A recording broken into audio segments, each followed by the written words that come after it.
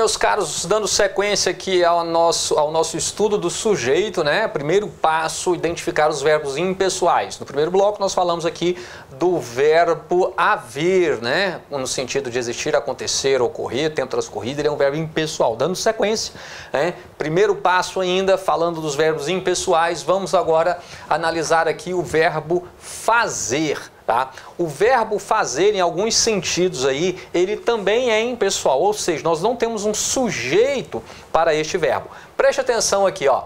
Já fazia 6 meses que ela estudava para o TAP. Tá? Já fazia 6 meses. Meus caros, tomem cuidado então. O verbo fazer aqui está se referindo a tempo, não é isso? Ó. Então, né, no sentido de tempo, ele é um verbo impessoal, tá? Um verbo para o qual nós não temos sujeito, né? E aqui há uma possibilidade muito grande, né, de confundirmos com o falar coloquial e fazermos essa flexão. Faziam 6 meses, né? Fazem 30 minutos que estou aguardando. Cuidado, tá? Então, o verbo fazer, referindo-se a tempo, ele é um verbo impessoal, um verbo para o qual nós não temos sujeito. Então, fazia 6 meses. Beleza? E eu vou explicar daqui a pouquinho o porquê que às vezes gera essa dúvida aqui no verbo fazer, tá? Tem uma razão aí do porquê nós confundirmos às vezes, beleza? Olha só, aqui comigo a segunda situação. Faz 3 meses que me mudei, né? Então faz 3 meses, aqui também na relação com o tempo. Então não fazem 3 meses, está errado, faz 3 meses que me mudei. Ontem fez, tá? Ontem fez 30 graus em Goiânia. Opa, olha o verbo fazer novamente aqui, mas ele está se referindo a quê? Ele está se referindo à temperatura. Ó, temperatura. Então, referindo-se a tempo e temperatura, o verbo fazer, ele é um verbo impessoal. E eu vou chamar a atenção para mais um detalhe aqui, que vocês vão lembrar do verbo haver, tá? Olha só, deve fazer 2 horas. Aqui nós temos mais uma vez uma locução verbal. E observe o sentido do verbo fazer aqui, ó. Ele também está se referindo a tempo, portanto ele é um verbo impessoal. E agora eu quero que você lembre, se o principal verbo aqui da locução ele é um verbo impessoal, o que vai acontecer com o outro verbo?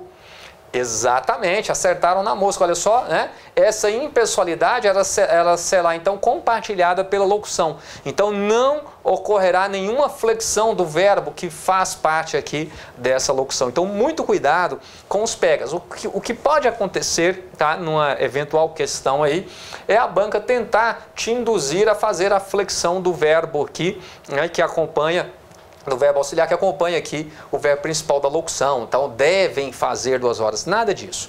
Se o verbo principal ele é impessoal, essa impessoalidade será compartilhada pelo outro verbo ali na locução, tá? Com toda a locução. Beleza? Então, deve fazer 2 horas que ela saiu.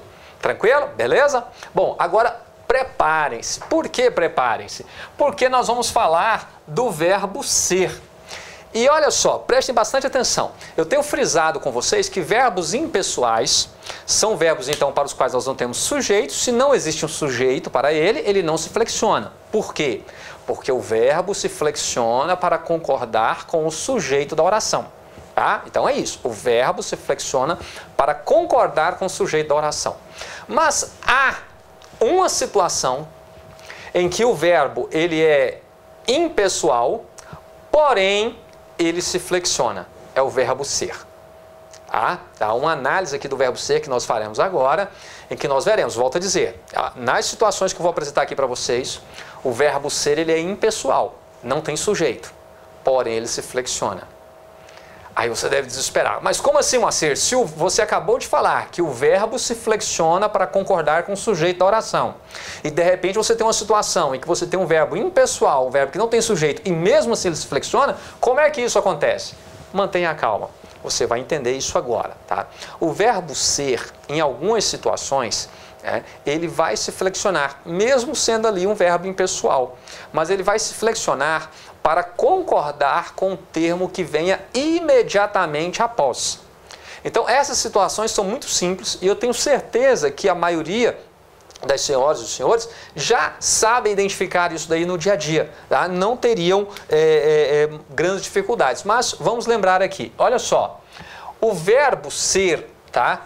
Referindo-se aqui a tempo, ó, tempo, já é primavera, os canteiros estão floridos, ele é impessoal, tá? Eu tenho a quem atribuir o fato, né, de já ser primavera? Não tenho, né? Então ele aqui é um verbo impessoal, um verbo para o qual nós não temos um sujeito, beleza? Mas tranquilo, agora olha só, agora são 19 horas, olha o verbo ser novamente e ele está flexionado para o plural. E veja comigo, né? Agora são 19 horas, estou gravando aqui, né? Agora 19 e pouco, né? Então vamos lá. Eu tenho a quem atribuir o fato de serem 19 horas? Eu tenho a quem atribuir o fato? Não tenho, ele é impessoal. Porém, ele se flexiona para concordar com o termo que venha imediatamente após. E o termo que vem imediatamente após é o que? É o 19, é plural, tá? Daí então esse verbo fazer a flexão para o plural. Acompanhe aqui comigo, olha só, continuando. Hoje é dia 16 de outubro, tá? E hoje são 16 de outubro. Você consegue perceber aqui o detalhe? Veja só, ele se flexiona, o verbo ser, indicando, né, tempo, hora, tá? Data e distância, tudo bem? Então, ó, vamos anotar aqui. Tempo, tá? Hora, data e distância. Então, o verbo ser, indicando tempo, hora, data e distância, ele é impessoal. Porém, ele vai se flexionar para concordar com o termo que venha imediatamente após. Então, veja só. Hoje é dia. Por que é? Porque ele tem que concordar com o dia. É o termo que vem logo após. As duas formas aqui estão corretas, tá? As duas formas estão corretas de você expressar a data de hoje, tá? Estou gravando aqui hoje, 16 de outubro, então preste atenção aqui, olha só, hoje é dia 16 de outubro, então é porque a concordância, né, se deu aqui com o termo que vem imediatamente após, que é dia, singular. Agora veja, hoje são 16 de outubro. Por que são? Porque a concordância não tem que se dar com o termo que vem imediatamente após. E o termo que vem imediatamente após é 16, é plural. Tá? É plural. Então, são 16 de outubro. Beleza? As duas formas estão corretas. Tá? As duas formas estão corretas. Agora, cuidado, você não pode falar hoje são dia 16 de outubro ou hoje é 16 de outubro. Não, tá? Hoje é dia ou hoje são 16 de outubro. Fechou? Beleza? E aí, para finalizarmos essa parte aqui do verbo ser, olha só, né? O verbo ser indicando distância. Olha aí o medo quando você está lá na academia, não é? Daqui a posse, são 500 quilômetros, né? São aí aproximadamente 500 quilômetros, são 500 quilômetros. Por que são? Porque tem que concordar com o termo que venha imediatamente após 500, que está no plural. Beleza até aí, meus caros? Tranquilo? Tá? Então, essa é a particularidade do verbo ser. O verbo ser aí, né, que pode aparecer também indicando tempo, hora, data e distância, tá? Nessas situações ele é impessoal. Porém, ele vai se flexionar para concordar com o termo que venha imediatamente após, tá? Não é concordar com o sujeito, a concordância dele dar-se-á sempre com o termo que vier imediatamente após. Então, esta é a particularidade do verbo ser, né? Tratando aqui ainda dos chamados verbos impessoais. Muito bem, meus queridos, para fechar essa parte aqui, né, essa abordagem relacionada aos verbos impessoais, vamos falar ainda dos verbos que indicam fenômenos naturais. Tá?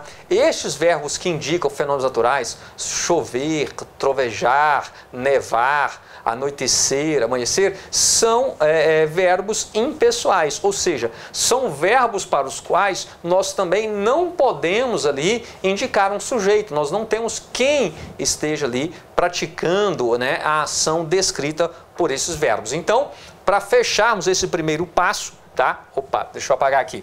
Para fecharmos esse primeiro passo aqui, vamos falar então desses verbos, né, que indicam fenômenos naturais, ainda dentro dos verbos impessoais. Então, olha só, aqui, por enquanto, né, é só o primeiro passo para identificarmos o sujeito da oração, tá? Primeiro passo. Bom, vamos lá. Primeiro passo. Preste atenção aqui comigo. Terceiro, quarto, quinto, né? Então, vamos colocar aqui 5. Verbos que indicam fenômenos naturais.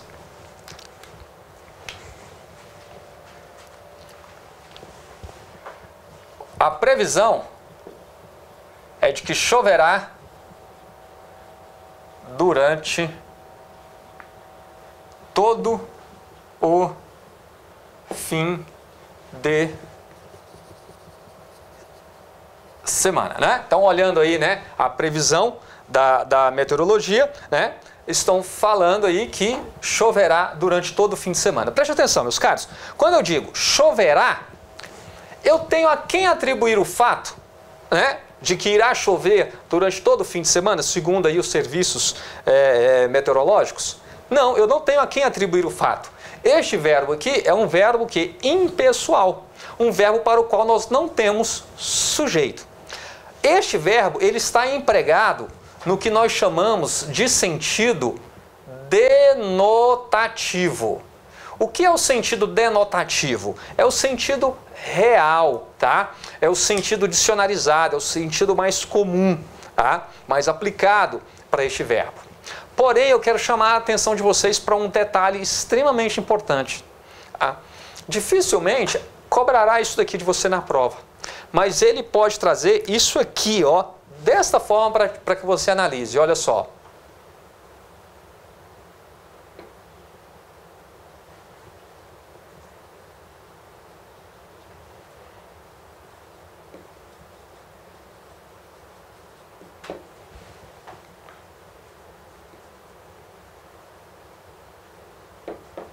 Olha só, choveram ofensas na reunião da diretoria. Preste atenção, meus caros. Choveram, o verbo chover aqui, ele está empregado no plural. Opa! Então vamos lá. Se você se deparar com um verbo impessoal, tá? Um verbo que indica, desculpa, deixa eu corrigir, né? Se você se deparar com um verbo que indica um fenômeno da natureza, tá? Um fenômeno natural, e ele está flexionado para o plural, então você tem que tomar muito cuidado. Por quê? Das duas, uma. Ou ali existe uma pegadinha, tá? Porque verbos que indicam fenômenos naturais são verbos impessoais, são verbos para os quais nós não temos sujeito, tá? Então você pode ter ali uma pegadinha. Ou então, se você se depara com ele flexionado, ele não está empregado no seu sentido denotativo, mas sim empregado em um sentido que nós chamamos de conotativo, ou seja, um sentido figurado, tá? Um sentido figurado. Então veja bem, se o verbo estiver empregado num sentido figurado, aí sim muda tudo, porque nós poderemos sim ter um sujeito para aquele verbo. Então analise aqui comigo. Choveram ofensas na reunião da diretoria. Agora faça a pergunta então para o verbo. Que é que choveu? Choveu ofensas.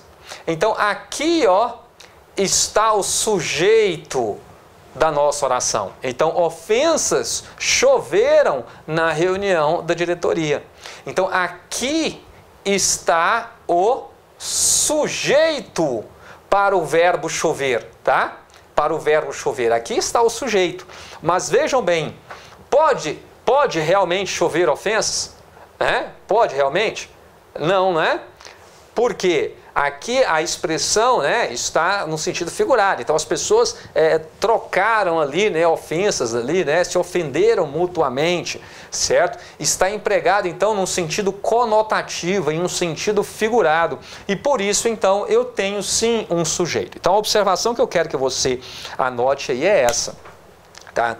Se um verbo que indica fenômeno natural, ele aparecer de alguma forma flexionado, então das duas uma, ou você tem ali uma pegadinha, ou ele não está empregado em seu sentido denotativo, em seu sentido real, mas sim empregado em um sentido conotativo, em um sentido figurado.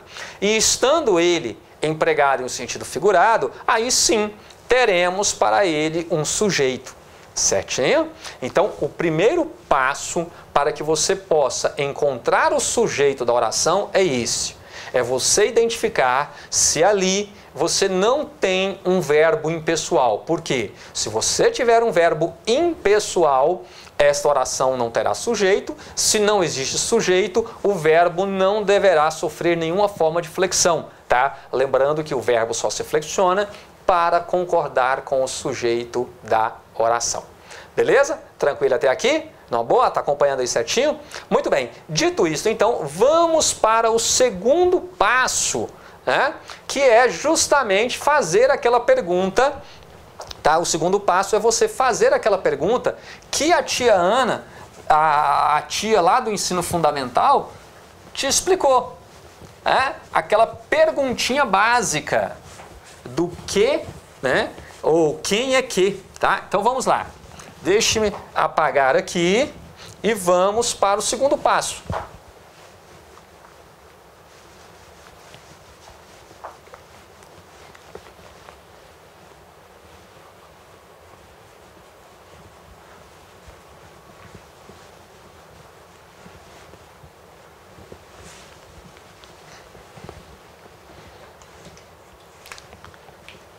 Então vamos lá, ó. Colocar aqui mesmo, segundo passo. Fazer a pergunta.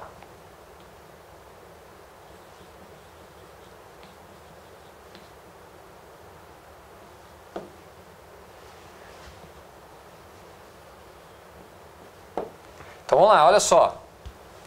Segundo passo é esse, pessoal. Fazer a pergunta aí, né? Quem, que ou quem é que? Então vamos lá, vamos ao nosso primeiro exemplo.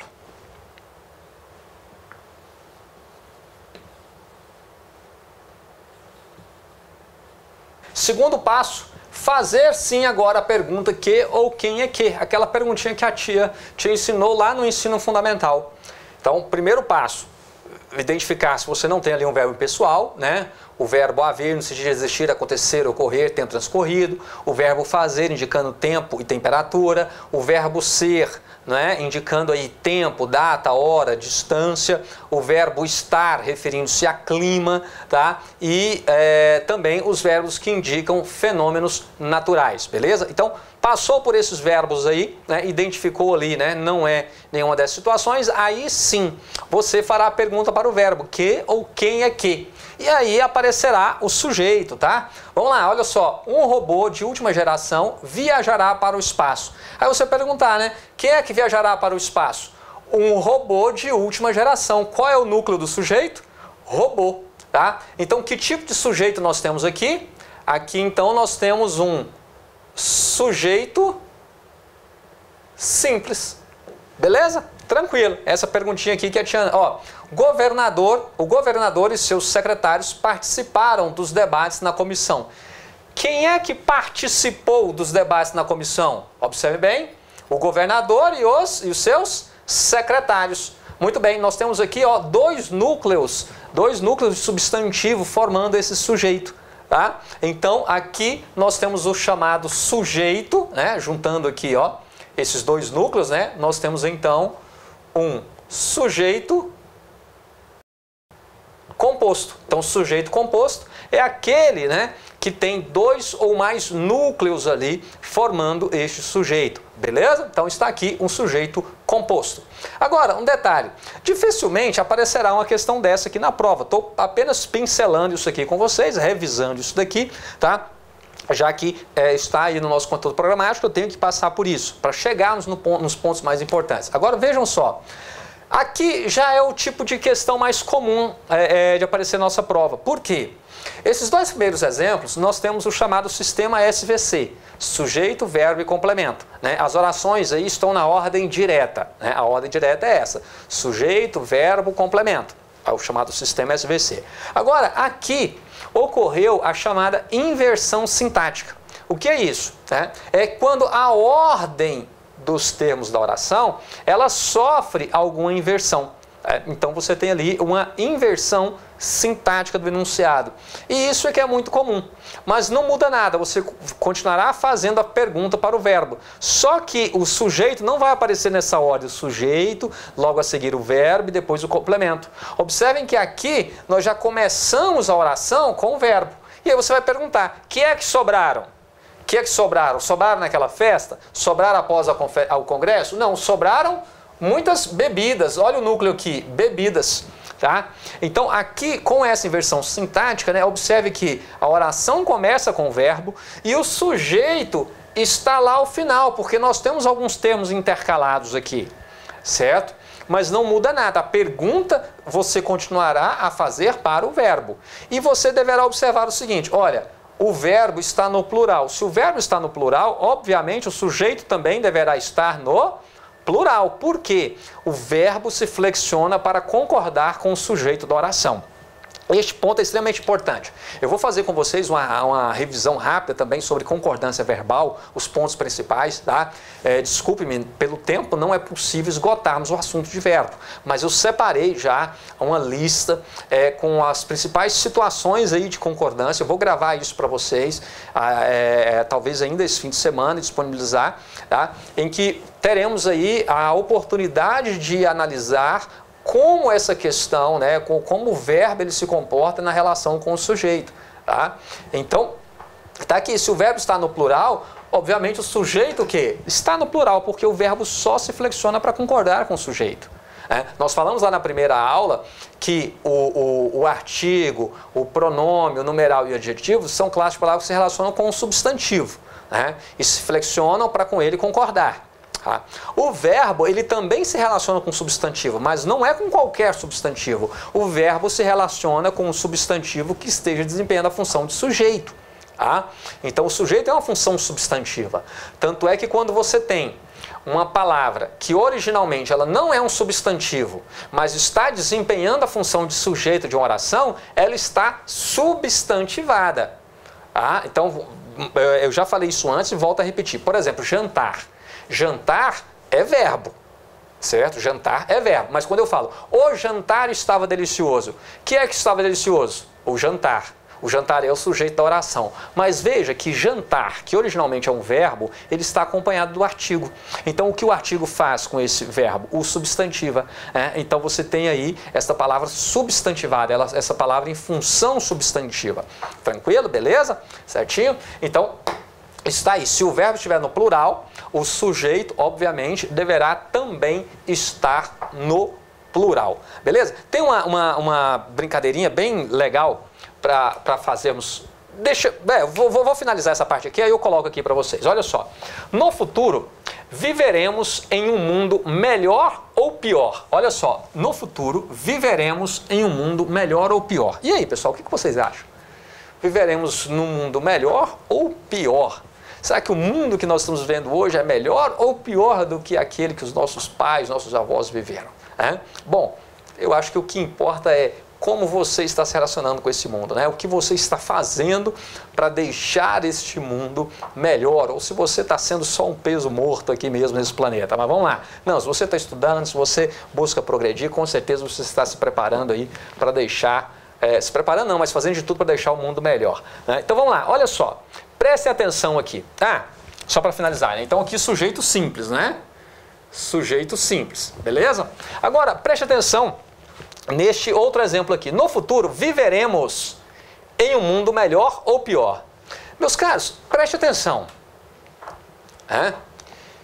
Quem é que viverá em um mundo melhor ou pior? Quem é que viverá? Aí você vai falar, nós. Como é que eu sei? Pela desinência do verbo, tá? Pela desinência do verbo, viveremos.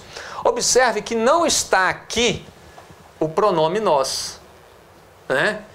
No futuro, nós viveremos em um mundo melhor ou pior. Mas eu consigo perceber, não é isso? Eu consigo perceber, ele não está presente, mas eu consigo perceber que é nós. Por quê? Pela desinência do verbo. Neste caso, tome muito cuidado, nós temos o chamado sujeito oculto, tá? Ou o sujeito elíptico, certinho? Sujeito elíptico ou oculto, ou ainda chamado de sujeito desinencial, porque ele não está explícito, mas nós somos capazes de identificá-lo, certo? Então, se eu falo, né? Comprei maçã, laranja e manga. Opa, quem é que comprou? Comprei eu. Então, não está lá o pronome eu comprei. Só falei assim, comprei. Né? Pela desinência do verbo, nós somos capazes de identificar. Então, este sujeito ele é chamado de sujeito oculto, né? Sujeito elíptico ou ainda de desinencial, tá? Então, tome nota aí, ó. Sujeito...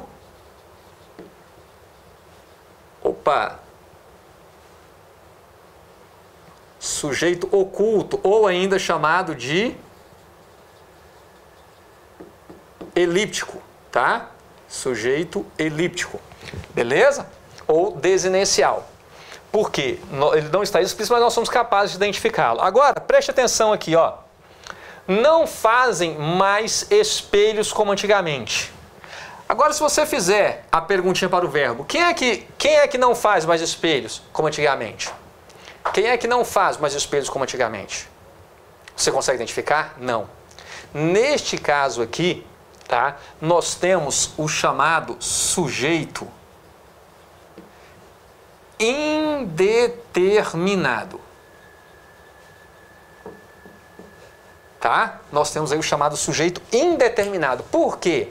Nós sabemos que alguém, né, não faz mais espelho, não faz mais, mas você não tem como determinar quem. Tá?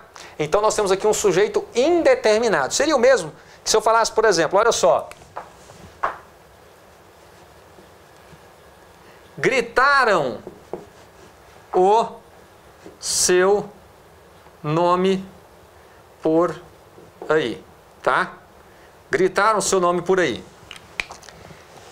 Gritaram o seu nome por aí. Quem é que gritou? Alguém gritou. Alguém gritou, mas nós somos capazes de determinar? Não. Tá? Então, o sujeito para esta oração aqui, ó, é um sujeito indeterminado.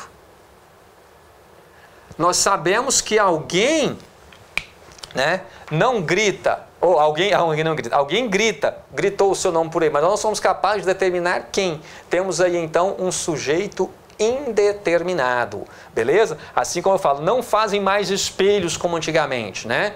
Nós podemos apontar quem é que não fazem, né? Não, nós não temos aí, então, mas não fazem mais, tá? Então está indeterminado, nós não conseguimos determinar quem é que não faz mais espelhos como antigamente, assim como também não conseguimos determinar quem é que gritou o seu nome por aí, mas gritaram, tá? Gritaram, mas nós não somos capazes de apontar, de determinar, de particularizar quem é que gritou. Se eu falo assim, ó, queremos a vitória, né? Estamos lá no estádio Serra Dourada, assistindo a grande final, né, do campeonato goiano, Goiás e Vila, está lá repleto de vilanovenses gritando, queremos a vitória, né? Ou seja, quem é que quer? Todos os torcedores do Vila Nova, certinho, beleza? Então, queremos a vitória. Ah, muita gente está lotada de vilanovense, mas nós somos capazes de determinar ali cada uma daquelas pessoas. Agora, se simplesmente gritam, né, querem a vitória, quem é que quer? Alguém quer, mas nós não somos capazes de determinar. Agora, se eu falo queremos a vitória, queremos quem? Nós, né? Nós, então, somos capazes de determinar aí quem é o sujeito para essa oração. Ele só não está explícito. Beleza? Então, dito isso daí, né, eu finalizo essa parte aqui do segundo passo para identificar o sujeito, que é fazer a pergunta que ou quem é que. E vamos agora, né? Agora não, né? Vamos no próximo bloco para o terceiro passo para identificar o sujeito, que é justamente uma das situações mais cobradas na nossa prova, depois dos verbos impessoais, que é quando você tem verbo mais partícula se. Beleza? Então, fique aí, tá? Aguarde que daqui a pouquinho você já vai esclarecer aí aquela situação onde você tem verbo mais partícula se, que às vezes gera uma dúvida, e agora eu vou esclarecer tudo isso com vocês. Beleza? Muito obrigado a você que chegou até aqui e vamos que vamos!